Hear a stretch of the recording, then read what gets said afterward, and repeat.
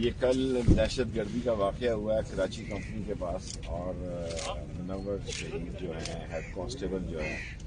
یہ ڈیوٹی پہ تھے اور دہشت گردوں نے ان پر بسٹ مارا ہے۔ یہ کوئی چوری کا یا ڈکیتی کا واقعہ نہیں تھا، اور یہ ہمیں ایک قسم کا سگنل ملا ہے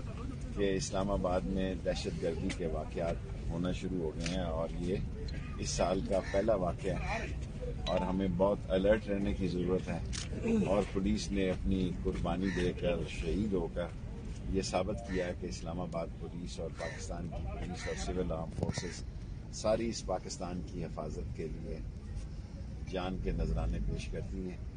کہ قسم کی آفات کیوں نہ ہو۔ یہ کوئی چوری یا ڈکیتی کا مسئلہ نہیں، یہ پیورلی دہشت گردی کا مسئلہ ہے۔ دونوں ملزموں تک ہم پہنچ گئے ہیں، دونوں دہشت گرد ہیں،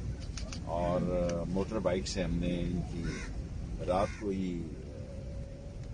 ان کی لوکیشن جو ہے وہ مسیال سے جہاں بھی ان کا سلیپنگ سیل تھا وہاں سے ہم نے ڈھونڈ لی ہے، اور انشاءاللہ تعالی اسلام آباد کی پولیس